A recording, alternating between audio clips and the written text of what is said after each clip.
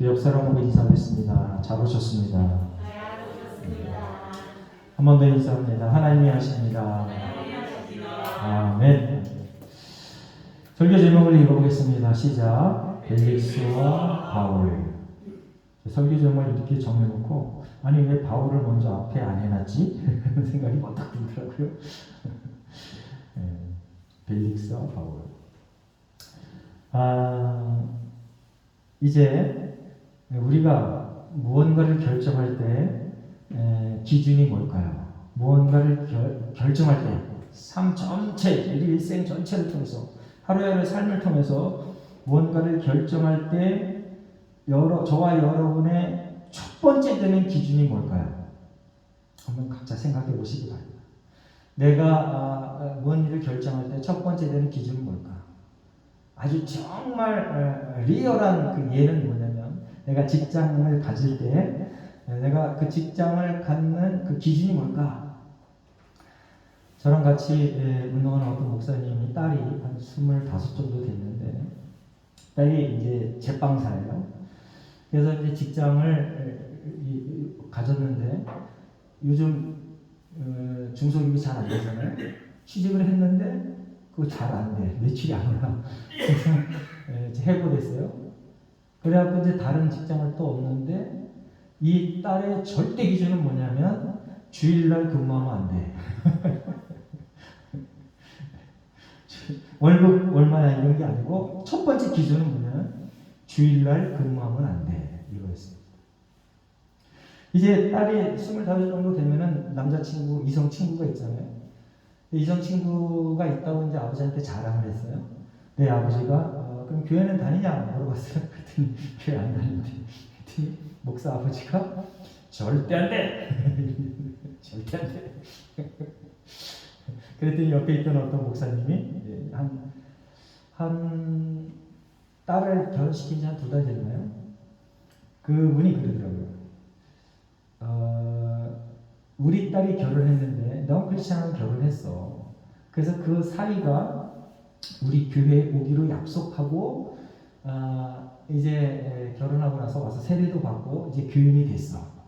그러니까 이런 예도 있다. 그런데 이 목사님이 안 됩니다. 절대 안 됩니다. 최소한 부모님이 새벽 기도를 하는 사람이어야 됩니다. 저와 여러분이 무슨 일을 결정할 때 절대 기준이 뭡니까?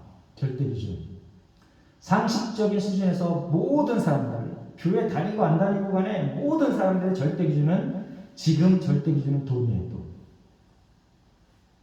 근데 예수 안에 속해 있는 저와 여러분은 돈이 기준의 첫 번째가 되지 않기를 간절히 바랍니다. 간절히 바랍니다. 그리고 그게 습관화가 돼야 돼. 습관화가. 삶의 목표를 무엇에 두고 사는가? 이건 역시 같은 질문입니다. 교회 다니는 사람들에게 너 왜 살아? 그러면은 그 질문을 받자마자 툭 튀어나와야 될 말이 뭐냐면 하나님께 영광. 한번 따라해 보겠습니까? 하나님께 영광. 무슨 상황에서도 편안한 상황이든지 아니면 뭐 악한 상황이든지 어떠한 상황에서도 툭 치며 너 왜 살아? 하나님께 영광. 이렇게 말이 튀어나와야 됩니다. 그렇게 훈련이 돼야 되겠죠. 자, 오늘 벨릭스와 바울이 설교 제목인데 벨릭스와 바울의 서로 그 현재 상황을 살펴보면 여러분들은 어떤 삶을 선택하고 싶습니까? 벨릭스의 삶을 선택하고 싶은 게 불빛 같잖아요. 그렇죠? 권력도 있고 예쁜 아내도 있고 돈도 많고 지금 바울은 어때요? 미결수야, 미결수. 죄인의 신분으로 옥에 갇혀있는 그런 사람. 그리고 같은 동족인 사람들에 의해서 고발당해서, 그리고 그냥 평민한테 고발당한 게 아니라 최고 지도자한테 고발당했어. 대제사장 아나니아. 그리고 고발당했는데 그 최고 지도자 아나니아가 최고의 변호사를 써서 바울을 반드시 제거해야 돼 라고 하는 상황에 여러분들 어떠한 삶을 선택하고 싶어요? 누구든지 벨릭스의 삶을 선택하죠. 지금 교회니까 아이 그래 바울의 삶을 선택해야지 라고 하는 말이 조금 이렇게 조금 이렇게 발동을 하는 것 같아요. 그러나 누구든 다 벨릭스의 삶을 선택합니다. 지난번 대선 때도 그 네거티브 전이 너무 심했잖아요. 근데 이제 대선이 다 끝났습니다. 네거티브 전이 너무 심해요. 서로 나쁜 놈, 죽일 놈, 막 그냥 넌 이런 죄도 있어, 저런 죄도 있어, 서로 막 욕하는 거예요. 이제 대선이 다 끝났습니다. 그래서 그 대선 중간에 그 1등, 2등 그 후보자들이 서로 얘기한 게 있습니다. 대선 끝나도 이 일은 결판을 내자 그런 일이 있었습니다. 누가 잘못했는지 따져보자 그런 게 있었습니다. 그게 제발 좀 따져봐줬으면 좋겠습니다. 우리나라의 사법기관에서 그걸 반드시 옳고 그름을 따져봤으면 좋겠습니다. 여러분들 제가 조금 아까 질문했습니다. 여러분들이 선택의 기준이 뭐냐? 제가 여러 번 설교했습니다. 아무리 돈을 나를 많이 줘도 아무리 내 생명을 구했어도 악한 세력과 결탁하지 말아라. 아멘? 개인 간에는 그게 철저합니다. 국가 간에도 마찬가지예요. 나에게 큰 도움을 줘도 그 정도가 악하면 절대 교제가 끊어져야 돼. 그 좋은 애가 어느 나라예요? 중공이 중공이라 그러면 안 되죠. 괜히 또 그냥 테러 당할 수도 있어요. 중국. 저는 개인적으로 우리나라가 무역 의지하는 게 중국이 제일 큽니다. 그게 사실입니다. 그럼에도 불구하고 중국하고 가능하면 무역을 하지 말아야 돼요. 목사인 제 소견입니다. 그러면 중국하고 무역을 끊으면 우리나라가 거지가 된다 이렇게 주장하는 사람이 한둘이 아니에요. 그게 현실이고 상식입니다. 그런데 그런 예가 있었습니다. 어느 나라가 그랬어요? 호주가 그랬어요. 호주가 중국이 먼저 니네랑 끝이야. 너희 물건 우리가 안 사가. 그랬더니 호주가 그래? 그럼 끝이야. 하지 말자. 그런데 그렇게 서로 결별 선언을 하고 나서 호주와 중국이 무역 규모가 줄었냐? 안 그랬어요. 서로 절실히 필요한 게 있거든요. 오히려 호주가 석탄 수출하는데 석탄 수출 그 양이 늘었고 액수가 증가했어요. 오히려 값이 올랐어요. 여러분 악한 사람들과는 무슨 일이든 결탁하면 안 됩니다. 아멘. 악한 존재하고는 어떤 것이든 결탁하면 안 돼. 사도 바울 오늘 보세요. 벨릭스하고 협의를 안 해. 아부를 안 해. 있는 그대로 진리만 얘기해. 얼마나 바보 같으냐고요. 정말 바보 같은 인생을 살아요. 그래서 결국 고생하잖아요. 2년 동안 갇혀있어요. 구류 생활을 해요. 근데 2년 동안 이 사람이 사도 바울이 감옥 생활을 할 수 있었던 그 근거, 빌립보서 4장 6절 말씀 한번 읽어보겠습니다. 앞에 보고 큰 소리로 있습니다. 시작. 아무것도 염려하지 말고 다만 모든 일에 기도와 간구로 너희 구할 것을 감사함으로 하나님께 아뢰라. 아무것도 염려하지 말래. 사도 바울의 인생을 보세요. 빌립보서 쓸 때는 어디에 있었어요? 벌써 자기가 가고 싶어하는 로마에 가서 그냥 자유롭게 뭐 황제도 만나고 백성도 만나고 그런 게 아니고 감옥에 갇혀 있었어요. 그런데 감옥에 갇혀 있던 이 사도 바울이 아무것도 염려하지 말아라. 세상에 이게 이해가 되냐고. 도대체 이게 이해가 돼요? 그래서 우리나라 교회의 현실이 어떠냐면요. 대형 교회 목사님들이 헛기침하면 모두가 다 아멘해. 작은 교회 목사님들이 제발 성경대로 삽시다 그러면은 어디 보자. 네가 성경대로 살아서 해놓은 게 뭐가 있나? 이러고 쳐다봐. 정신 차리시기 바랍니다. 정신을 좀 차려야 돼. 사도 바울이 2년 동안 충분히 벨릭스하고 협의해서 뭐 보석금을 내고 나올 수도 있고 이런 정황이 아주 꽉 차 있어요. 근데 그런 거 안 해. 오직 기도해라. 제가 강박식을 얘기했잖아요. 우크라이나 전쟁 발발할 때 교회 성도들이 제발 우리나라 도와주세요 라고 했던 그 기도. 유튜버 하는 그 방송하는 그 사람이 저런 쓸데없는 짓을 하고 있다. 여러분들, 기도는 능력입니다. 따라해봅시다. 기도는 능력이다. 그래. 자, 빌립보서 3장 12절 14절. 내가 이미 얻었다 함도 아니라 온전히 이루었다 함도 아니라 오직 내가 그리스도 안에 잡힌 바 된 그것을 잡으려고 달려간다. 형제들아, 나는 아직 내가 잡은 줄로 여기지 않냐고 오직 한 일, 즉 뒤에 있는 일을 잊어버리고 앞에 있는 것을 잡으려고 푯대를 향하여 그리스도 예수 안에서 하나님의 위에서 부르신 부르심의 상을 위하여 달려가노라. 할렐루야. 저와 여러분요, 하늘의 상급을 바라보며 이 땅에서의 모든 희노애락을 능가하는, 초월하는 그런 삶을 살아야 된다는 걸 기억하시기 바랍니다. 그게 정말 성령 충만이야. 성령 충만의 본질이 그거예요. 본질이 부단히 끝까지 계속해서 여전히 하나님의 말씀에 순종하며 달려나가는 것. 사도 바울이 지금 그 상태로 살아가는 겁니다. 타협하지 않고. 데살로니가전서 5장 17절 쉬지 말고 기도하라.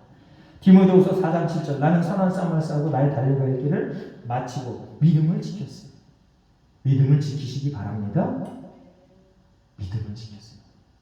믿음을 지키려면 예배 중심의 삶을 살아내야 됩니다.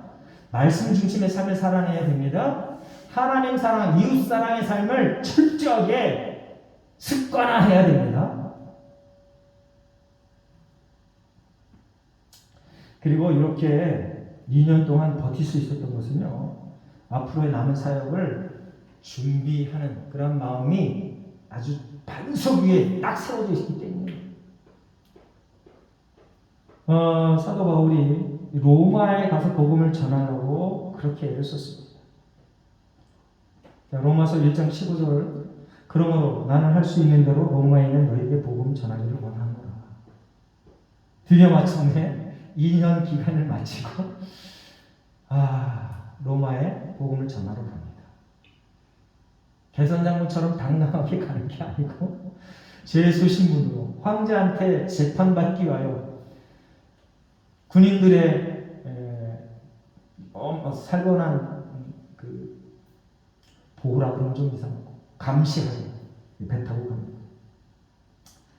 그래서 사도 바울은요 이제 전도에 힘썼습니다. 오늘 사도행전 26장 23절에 보면 곧 그리스도가 고난을 받으신 것과 죽은 자 가운데서 먼저 다시 살아나신 이스라엘과 이방인들에게 빛을 전하시리라 함이니라 하다. 이게 26장에 보면은요 아그리파 왕 앞에서 복음을 전하는 상황을 지금 여기다 기록해 놓은 거거든요. 아그리파 왕 앞에서 예수를 전해요. 자기가 죄인인데 왕하고 아이고 좀 저하고 좀 잘 지내서 아니면 뭐 압을 좀 해서 저를 좀 빨리 풀어주세요 이런 소리는 안 하고 예수를 전해 거기서. 그리고 제가 여러 번 사도행전 설교하면서 최근에 얘기했던 거 사도행전 26장 29절 다 함께 읽어보겠습니다. 앞에 보고 함께 있습니다. 시작. 바울이 이르되 말이 적으나 많으나 당신뿐만 아니라 오늘 내 말을 듣는 모든 사람들도 다 이렇게 결박할 것 외에 나와 같이 되기를 하나님께 원하나이다. 참으로 어처구니 없어요. 어떻게 이렇게 당당할 수가 있나? 어떻게 이렇게 담대할 수가 있나? 저 여러분 담대하시기 바랍니다. 제가 86년부터 88년까지 병으로 군대 생활을 했는데요. 그때 우리 부대가 독립중대에서 독립중대. 따로 대대가 여기 있고 따로 우리 중대만 따로 이렇게 있었어요. 독립중대에서 생활하면 정말 편해요. 타치가 적으니까. 그리고 높은 사람들이 왔다 갔다 잘 안 해요.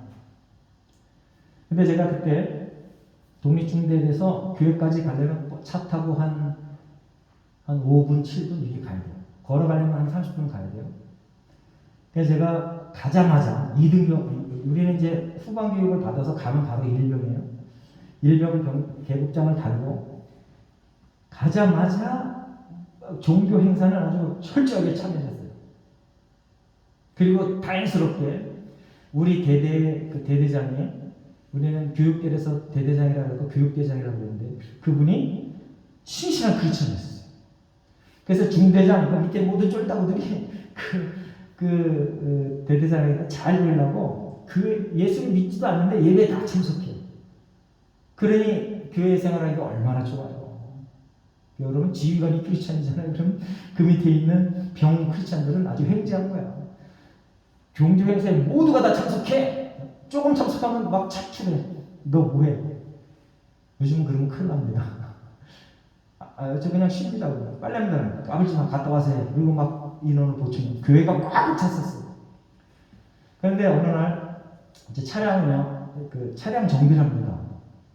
일일 정비, 월 정비, 그 다음에 뭐 대대 정비 이런 걸 합니다. 근데 대대 정비를 하는 그 다음 날이 그건데 그날 제가 교회 간다고 나섰어요. 아무도 교회 간다고 나서질 않아요. 그래서 저는 무슨 일이 있어도 교회 갔다 와야 됩니다. 그런데 이제 그 선임하사가 그때 주번을 찾는데 안 된다는 거야. 왜 안 됩니까? 이게 예배 드리고 와서 하면 되지요. 그랬더니 그래 그럼 갈 수 있으면 가봐 그러는 거야. 그래서 내가 일단 가보라 그랬으니까 근데 그러면 혼자 가면 촬영을 안 해줘요. 걸어서 갔습니다. 걸어서 갔다 오니까 이분이 화가 납니다. 그러면서 날 보고 군장을 뿌려가지고 뺑뺑이를 돌으래. 때리진 않더라고요. 나는 이제 갔다 오면 죽었다. 엄청 맞겠지. 이랬는데 때리진 않고. 여러분들 완전 군장은 또 아니고 단독 군장이 돌으래. 뱅뱅 돌았습니다. 갔다 오면 한 점심 먹으면 한 1시쯤 되나? 계속 도는데 그만하라는 소리를 안 해. 저녁 때가 다 됐는데 그만 소리를 안 해. 아주 죽겠더라고요. 그래서 선임하사가 오더니 병이 주번을 찾는데 그분이 오더니 야 상해가 이제 그만 뛰어. 적당히 저기 가서 그냥 있어. 안 됩니다.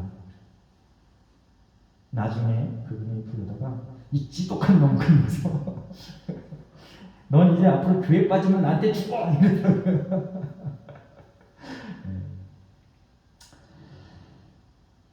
이제 저와 여러분이 인생을 살아가면서 세상의 구조는 그렇게 되어 있어요. 여러분들 크리스찬 환영 안 합니다. 누가 크리스찬을 환영을 해요? 직장에서도 크리스찬 환영 안 해요. 내가 뭔가 뛰어나고 월등한 뭔가 모습을 보여줬을 때 그때 인정하고 그때부터 그냥 환영은 아니고 그냥 내버려 줍니다. 그래서 저 여러분이 직장생활 하시는 분이나 아니면 사업을 하시는 분들은 그 분야에 최소한 낙제점 말고 우등생 정도가 되는 최고가 되면 더 좋죠. 그런 것을 준비해야 됩니다. 그리고 더 중요한 것은 복음을 수호하는데 예배 드리는 것에 대해서는 절대 양보가 있어서는 안 돼요. 그거 한번 양보하잖아요.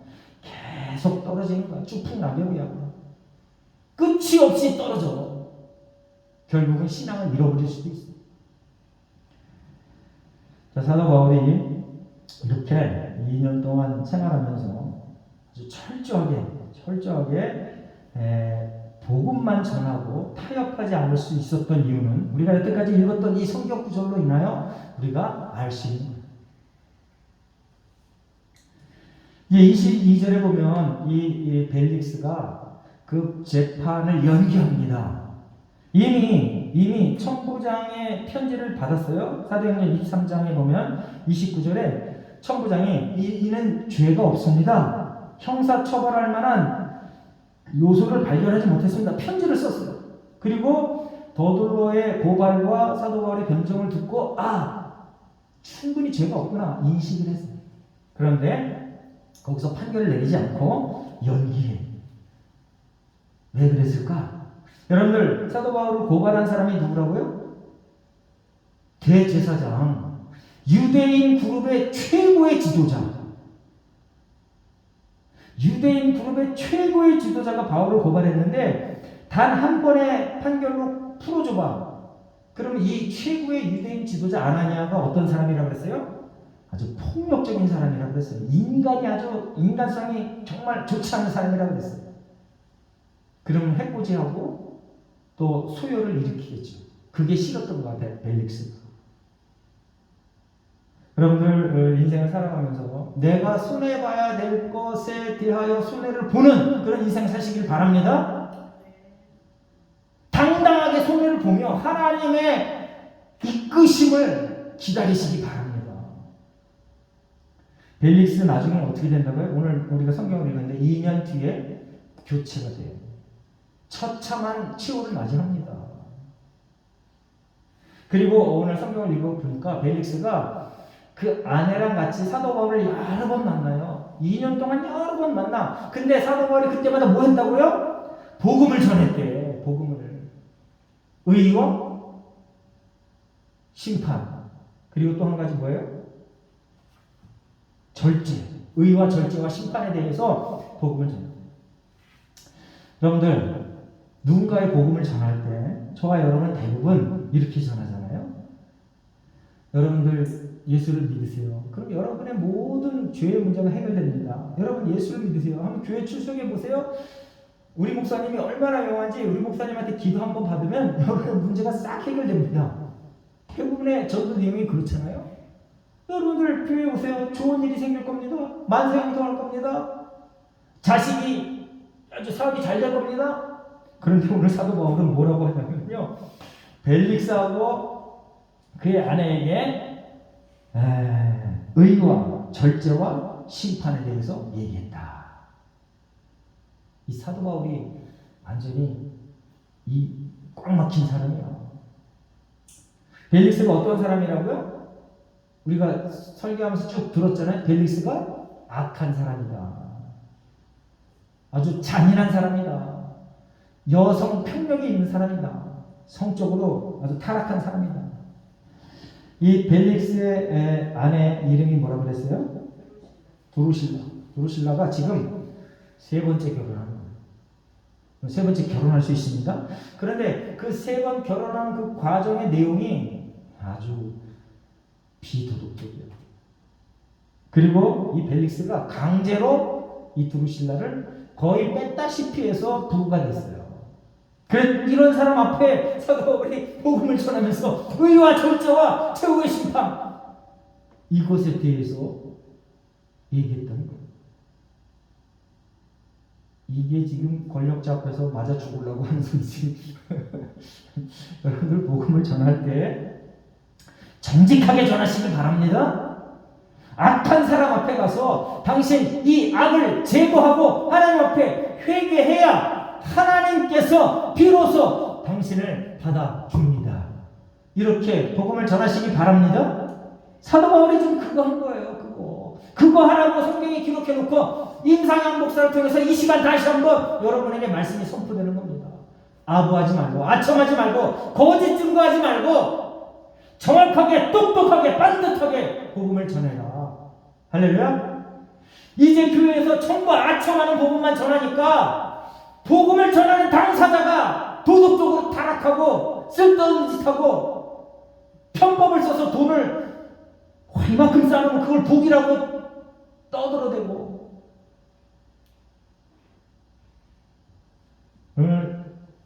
잘못된 거 있을 때 가서 복음을 전하면 사도 바울처럼 이렇게 정확하게 용감하게 전하시기 바랍니다. 사실은 이것 때문에라도 이 벨릭스가 바울을 아니 저거 봐라 저게 그냥 어떻게 좋은 말을 한마디도 안 해?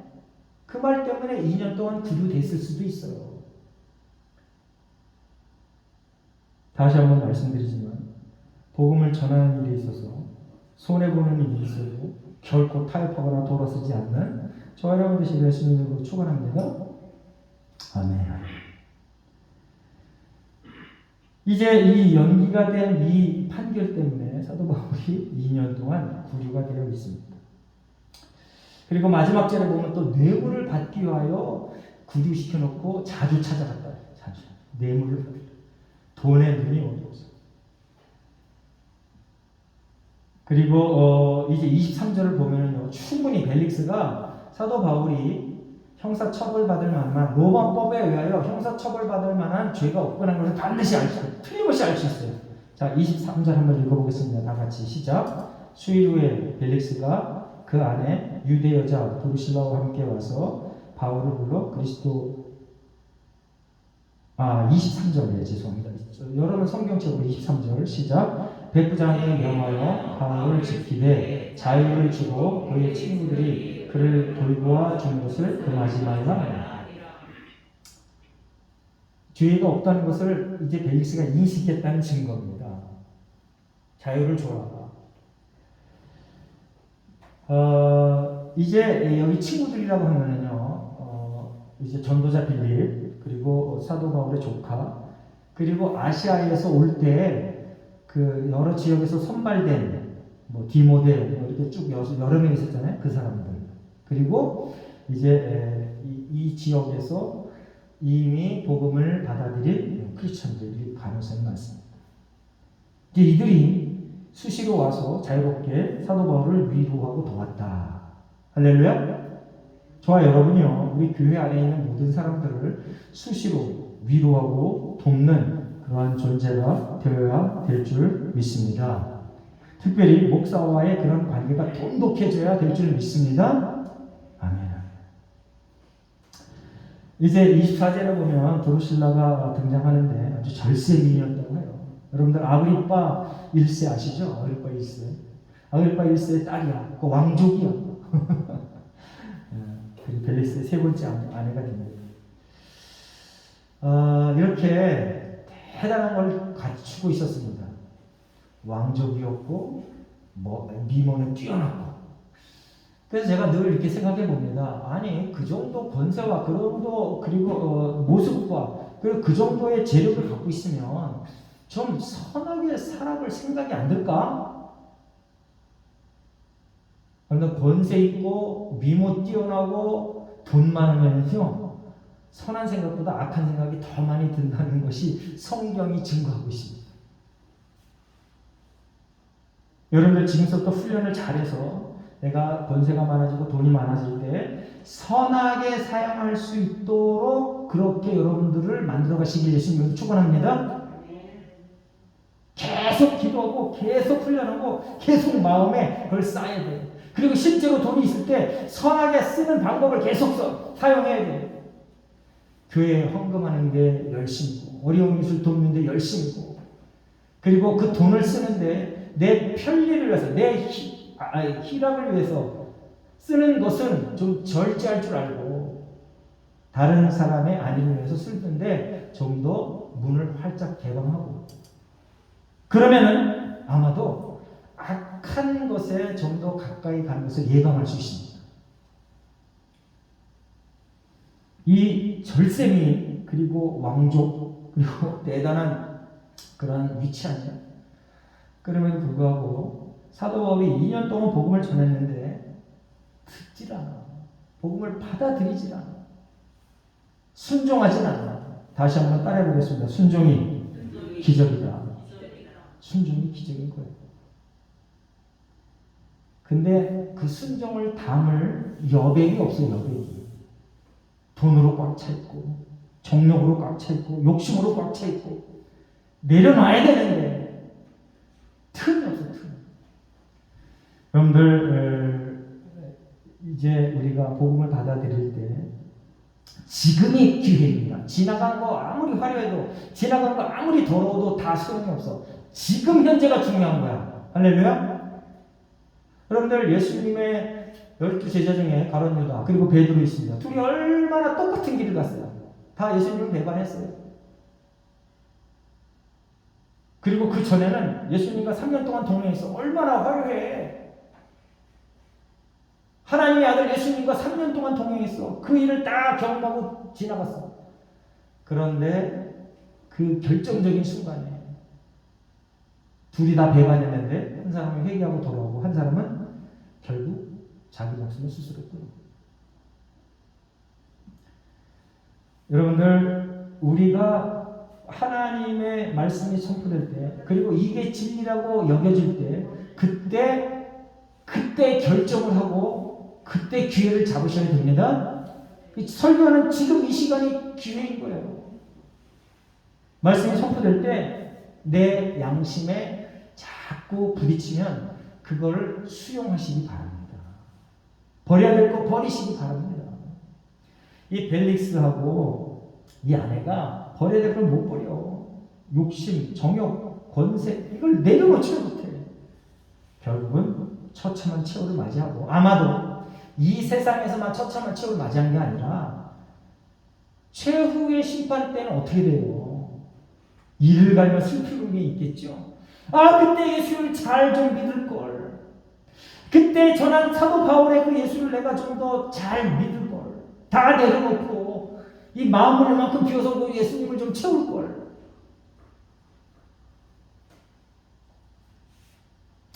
여러분들 지금 우리가 하나님 앞에 온전히 돌아서는 그런 하나님의 백성이 되어야 됩니다.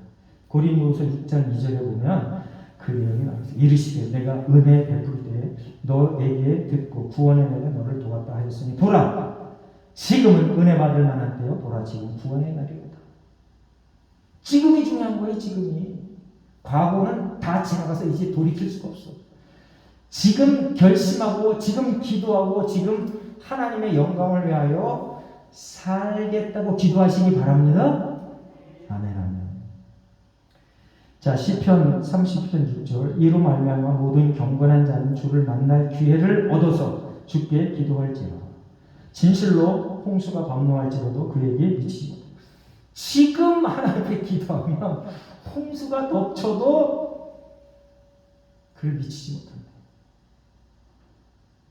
이제 우크라이나의 전쟁이 어떻게 될지 모르지만 제가 경험한 그 짧은 정보가 이 말을 대변해주고 있어요.